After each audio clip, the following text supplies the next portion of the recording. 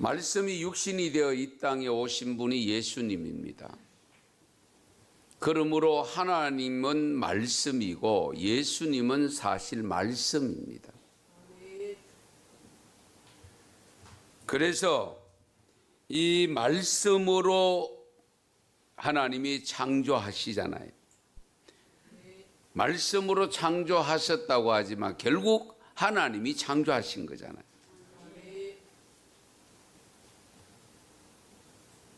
이 말씀을 기록해서 우리로 하여금 읽게 하고 있는 것이 성경입니다. 그래서 성경은 그 어느 책과는 비교가 되지 않는 책이지요. 왜? 하나님의 말씀을 기록하고 있기 때문에.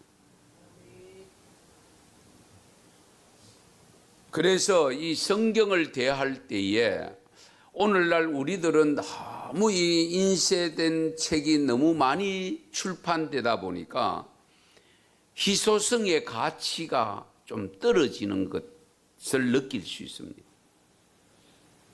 이 성경이 귀할 때에는 이 성경이 없으면 말씀을 모르잖아요. 다 외울 수도 없고. 그래서 이 유대인들이 처음에 이 성경을 기록할 때에 필사자들이 기록할 때에는 기록하다가도 여호와 야훼라고 하는 단어가 나오면은 붓을 다시금 씻어 다른 글 쓰던 그 말씀을 쓰던 것들 또다시 붓을 씻어 가지고 쓰거나 아니면은 펜으로 쓰다가는 그 펜은 중단해 놓고 새 펜을 가지고 여호와의 이름을 기록하고 그러면서 써내려 갔다고 합니다. 그만큼 말씀에 대한 존엄성이라고 할까요? 그런 엄숙함을 가지고 말씀을 대했다는 것을 기록하고 있습니다. 물론 우리가 기록된 말씀이 중요한 것은 그 말씀이 나의 삶을 통해서 실천되어질 때에 비로소 가치를 발휘하게 되어지고 거기에 열매가 맺혀지는 겁니다. 아무리 많이 읽어도 내 삶에서 나타나지 않으면 큰 의미가 없지요. 자칫 잘못하면 성경이 교양서적에 불과한 이럴 가능성도 없지 않아 있습니다. 그래서 유명한 작가들이나 좀 학문을 하는 분들의 서재에 성경책이 꽂혀 있습니다. 신앙생활 안 하더라도 예수 안 믿어도. 왜? 교양적으로 알아야 될 내용을 알기 위해서. 우리가 그런 성경은 사실은 무용지물이죠. 우리 하나님을 믿는 신앙생활에서 제일 중요한 것이 뭐냐? 하나님의 뜻을 아는 겁니다. 그러면 하나님의 뜻을 알려고 하면 자연적으로 하나님의 말씀 뜻이 담겨 있는 성경을 알아야 됩니다. 성경을 모르고는 우리가 하나님의 뜻을 바르게 분별할 수가 없습니다. 로마서 12장 2절 말씀에 보면 너희는 이 세대를 본받지 말고 오직 마음을 새롭게 함으로 변화를 받아 하나님의 선하시고 기뻐하신 뜻이 무엇인지 분별하도록 하라. 여기 하나님의 선하시고 기뻐하시고 온전하신 뜻이 무엇인지 분별해라. 그러니까 우리가 살아가는 삶 속에서 하나님의 자녀로 살아갈 때에 늘 생각해야 될 것이 뭐냐? 하나님의 뜻이 무엇일까? 하나님이 선하게 여기실까? 하나님께서 이 사실을 온전하게 여기실까? 이걸 가장 먼저 물으셔야 됩니다. 우리가 직장을 구하든 내가 어떤 사업을 하든 아니면 내가 어떤 사역을 맡아서 봉사를 하든 어떤 것이든지 상관없습니다. 그 일을 할 때에 가장 먼저 생각해야 될 것이 하나님 앞에 물어야 될 것이 뭐냐? 하나님이 기뻐하시는 일인지, 그것을 하나님이 선하게 좋게 여기시는 일인지, 그것을 내가 감당함으로 말미암아 내 신앙이 더욱더 온전해지는 모습으로 바뀌어질 수 있는 내용인지를 먼저 확인하셔야 됩니다. 그래야 실수함이 적고 그래야 하나님께 영광이 돌려지는 겁니다. 내 기분 따라서 내가 좋아한다고 해서 무작정 좋아하는 일을 한다고 했을 때에 하나님이 그게 뜻이 아니거나 하나님이 싫어하는 일이거나 하나님이 선하게 여기지 않는 일이라면 결국은 헛수고를 하게 되는 거예요. 마가복음 3장 35절 말씀에 보면 누구든지 하나님의 뜻대로 행하는 자가 내 형제요 자매요 어머니라. 하나님 뜻대로 행하는 자가 하나님의 가족이 된대요. 하나님의 뜻을 행하지 않으면 가족이 되지 않는데요. 하나님의 자녀가 될 수 없대요. 하나님의 자녀가 못 되면 어떻게 돼요? 천국 못 가는 거잖아요. 하나님 나라에 이를 수가 없는 거잖아요. 그러면 하나님의 뜻을 행하기 위해서는 하나님의 뜻이 담겨 있는 성경을 알아야 됩니다. 알기 위해서는 부지런히 읽어야 되고 읽어도 뜻이 이해가 되지 않는 부분들도 많이 있잖아요. 그래서 설교가 필요한 겁니다. 우리 성경을 읽으면 크게는 두 부류로 나눌 수 있습니다. 하나는 하라는 내용과 하나는 하지 말라는 내용입니다. 하라는 내용은 해야 되고요. 하지 말라는 것은 하면 안 되는데 우리는 사람의 좀 이상한 마음이 있어가지고 하라는 것은 잘 안 하고 하지 말라는 것은 또 잘하는 이런 속성들이 있습니다. 그 속성이 어떤 속성이냐? 죄의 속성입니다. 죄가 우리 안에 들어와 있기 때문에 자꾸 이제 하나님의 말씀을 거역하게 만드는데 어쨌든 우리가 하지 말라는 것은 안 해야 됩니다. 그리고 하라고 하는 것은 어떤 경우가 나는 내 능력이 안 되고 뭐 환경이 안 되고 이런 걸 가리지 아니하고 하라고 했으니까 하면 하나님이 도와주신다는 믿음 가지고 하면 하게 됩니다. 안 하니까 문제가 생깁니다. 자, 그러면 우리가 말씀을 집중적으로 좀 깨닫게 하기 위해서 저희 교회가 지금 금년에 안 하던 것을 하고 있는데 매주 한 절씩 외우도록 했습니다. 쉽지 않습니다. 벌써 쉰이 넘은 어르신들은 어렵습니다. 제가 해봐도 안 되더라고요. 그러나 안 된다고 포기하면 안 돼요. 계속 외우셔야 됩니다. 들어가며 나오며 보라고 온데 다 붙여놨잖아요. 그러면 저것을 여러분 집에도 갖다 붙여놓으셔야 돼요. 예. 어디에? 문설주에 바르라고 했잖아요. 그러니까 들어가며 나오며 볼 수 있도록 화장실 문에도 붙여놓고 출입문에도 붙여놓고 들어가며 나오면서 한 번 읽으면 한 10번쯤 읽으면 외워지지 않겠어요? 10번도 안 됩니까? 우리 학생들은 10번이 뭡니까? 한 5번만 내도 다 외워지지.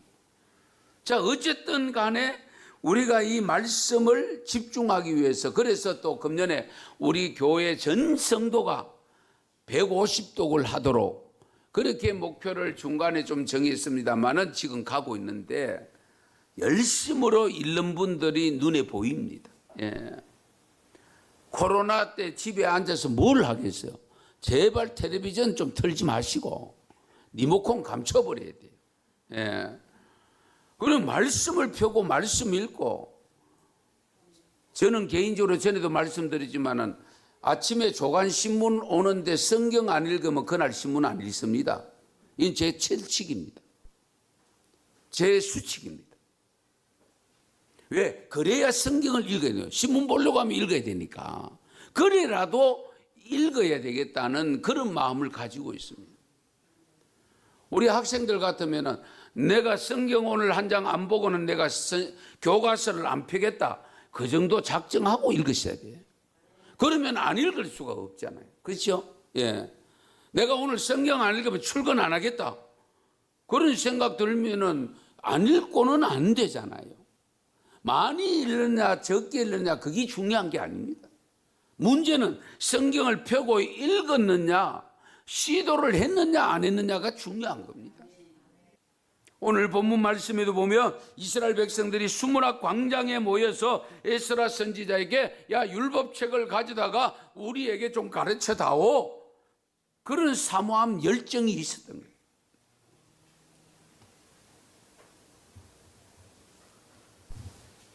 지금부터 200년 전 이야기인데요. 성경이 많이 보급되지 않을 때 영국에서 메리 존스라고 하는 시골 여성이었대요. 성경이 정말 귀할 때인데 성경 사기 위해서 돈을 정말 고기 모아가지고 성경 산다는 기분에 들떠서 40km를 걸어갔대요. 이해되십니까? 성경 한 권 사기 위해서 돈 모은 기간은 밝혀지지 않았는데 그 성경을 구입하기 위해서 40km를 걸어갔어요.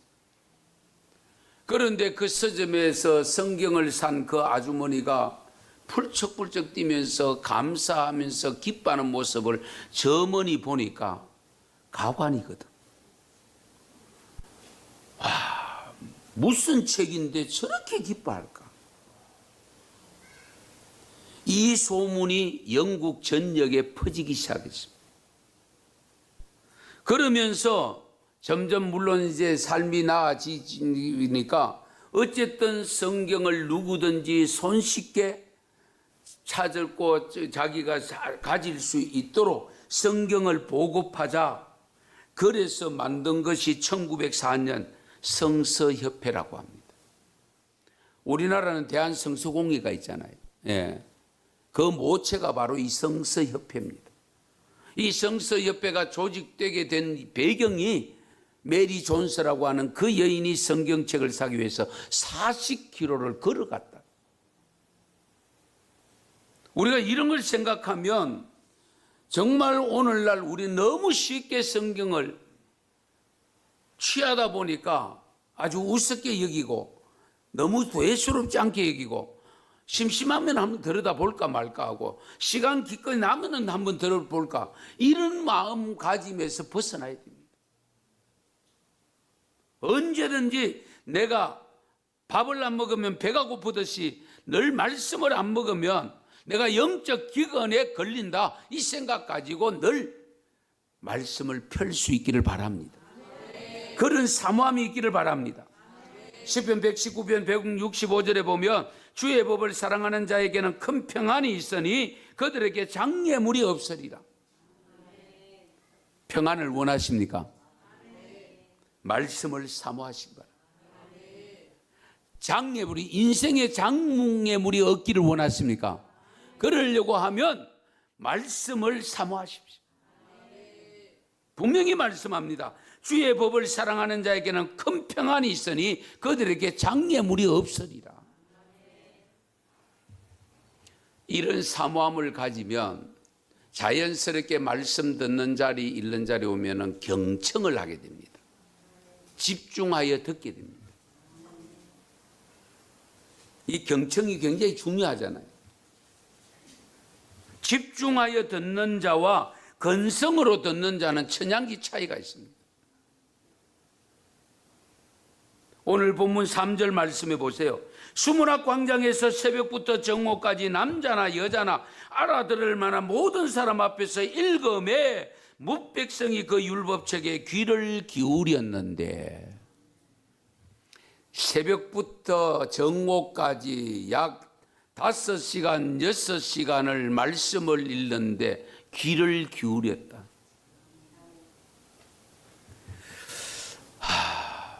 성도 여러분, 아무리 시대가 바쁘고 해도 하나님의 말씀은 가까이 하셔야 됩니다.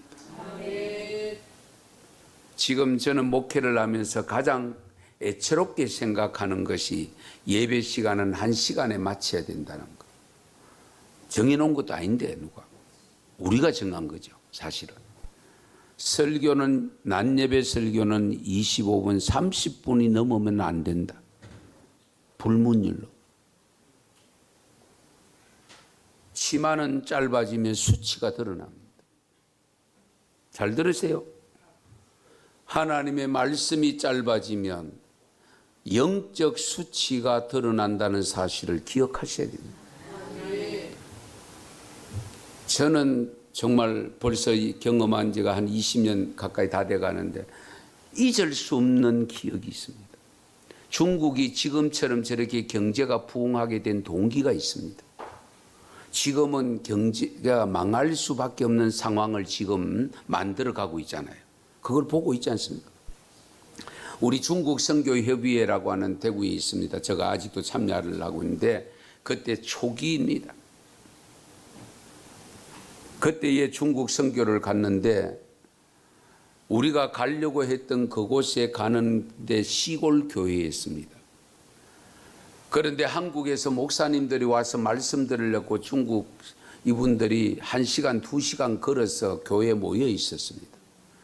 우리가 계절한 그 관광버스 차 기사가 길을 잘못 들어가 오전에 참여해야 되는데 저녁답에 참여했습니다. 저희들이 갈 때는 성도들은 다 가고 없겠다. 그냥 전도사만 계시겠다. 그런데 가니까 교회에 성도들이 가득 차 있었습니다. 한 분도 안 가. 깜짝 놀랐습니다. 그때에 내당교회 조석원 목사님이 강단에 올라가서 설교를 하고 우리 나머지 목사님 장로님들은 빨리 식사를 하고 그때도 계속 중국 정부에서 상당히 감시가 심할 때이기 때문에 빨리 그 지역을 빠져나가야 된다고 해서 그렇게 시간을 맞추고 목사님이 한 시간 가까이 설교를 하고 우린 밥을 다 먹고 그러면 목사님 식사는 차에 가면서 드시려고 그렇게 준비했는데 성도들이 못 간대. 왜? 우리가 말씀 들으려고 기다린 시간이 얼마인데 1시간 듣고 안 된대. 그래서 제가 다시 올라가서 1시간을 했습니다.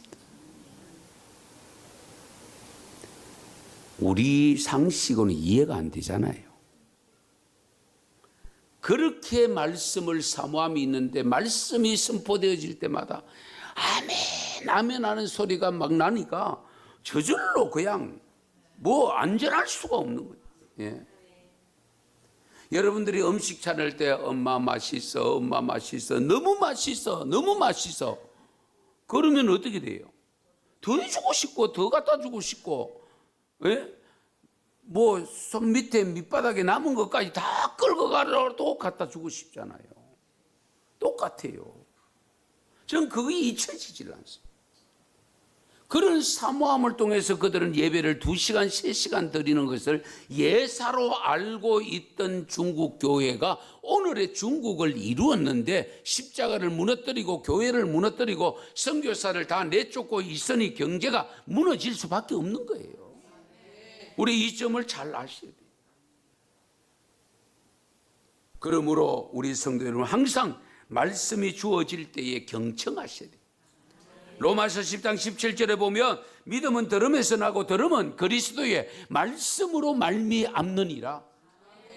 세상 돌아가는 소식은 그렇게 듣고 싶어하면서 뉴스는 듣고 싶어하면서 쓸데없는 거짓말 섞어가면서 하는 그런 연속극은 듣고 싶어하면서 말씀은 하나도 안 듣고 싶으면 곤란하죠. 그렇지 않나요?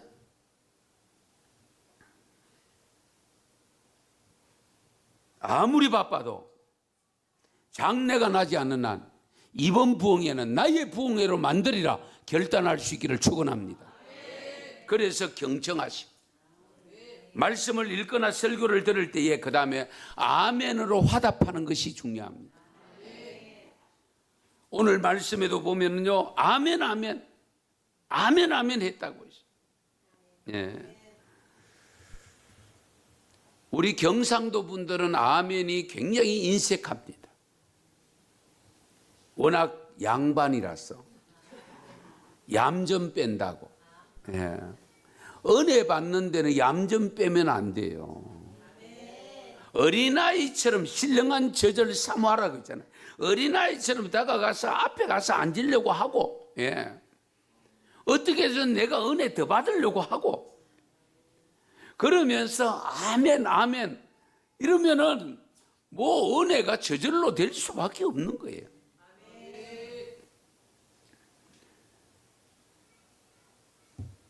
역대상 16장 36절에 보면요, 여호와 이스라엘의 하나님을 영원부터 영원까지 송축할지로다 하며 모든 백성이 아멘 하고 여호와를 찬양하였더라.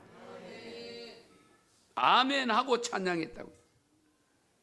고린도후서 1장 20절에도 보면 바울이 고린도 교회 교인들에게 이렇게 편지를 씁니다. 하나님의 약속은 얼마든지 그리스도 안에서 예가 되니 그런즉 그로 말미암아 우리가 아멘하여 하나님께 영광을 돌리게 되느니라.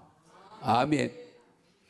하나님의 말씀이 주어질 때에 아멘하면 그 아멘이 나의 말씀으로 받았기 때문에 그 말씀을 실천하게 되어지고 그 말씀이 실천하여질 때에 영광이 돌려진다.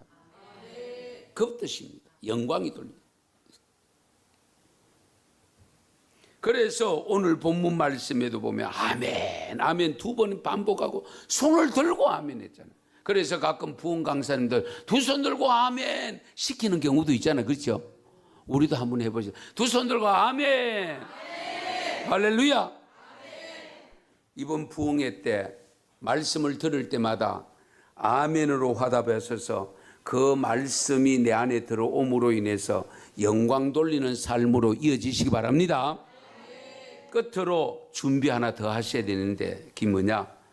받은 말씀은 한 번 받은 것 오래 간직하기가 쉽지 않습니다. 묵상을 하셔야 됩니다. 묵상. 우리 시편 119편 97절에 보면 내가 주의 법을 어찌 그리 사랑하는지요 내가 그것을 종일 작은 소리로 읊조리나이다. 여기 작은 소리로 읊조린다는 것은 계속 반복한다는 뜻이잖아요. 묵상한다는 뜻입니다. 내가 깨달은 말씀이 있으면 그 말씀이 자꾸 생각나야 돼요. 그렇게 반복해서 생각하면 그것이 완전한 내 것으로 바뀌잖아요. 예. 묵상 굉장히 중요합니다. 시편 1편에 있는 말씀 또 말씀드리겠습니다만은 복 있는 사람이 어떤 사람이냐? 예, 죄는 멀리하고 말씀은 묵상해야 됩니다. 주야로 묵상하는 자가 복 있는 사람이라고 했잖아요. 예. 그러니까 내 말씀을 받았으면 그 말씀이 정말 생각나면 계속 곱씹어야 돼요. 예. 또 생각나야 되고요. 그래서 그 말씀이 내 생활 속에 완전히 적용되어져야 됩니다. 그러면 어떤 결과가 오느냐? 오늘 말씀에 보면 눈물을 흘렸다. 우리가 그렇잖아요. 가끔 여러분도 그런 경험이 있을 겁니다. 설교를 들을 때 은혜스러운 말씀 들리면 나도 모르는 사이에 눈물이 날 때가 있습니다. 물론 그 눈물이 회개의 눈물도 있고 기쁨의 눈물도 있고 감사의 눈물도 있고 눈물의 종류는 다양하지만은 눈물을 흘릴 때가 있습니다. 오늘 본문 뒤에 6절 이후에 집에 가서 한번 읽어보시면 이 말씀을 이스라엘 백성들이 받고 눈물을 흘리고 그러면서 기쁨으로 음식을 나누었다라고 했습니다. 예, 음식을 나누었다. 그래서 은혜 받는 삶의 결과는 왜 은혜를 받아야 되느냐? 결국 내가 변화되기 위해서고 그 다음에 기쁨의 삶을 위해서고 예, 그 삶을 살 때에 하나님께 영광이 돌려지게 되므로 영광 받으시는 하나님이 내게 우리에게 은혜와 복을 주실 줄 믿으시기 바랍니다.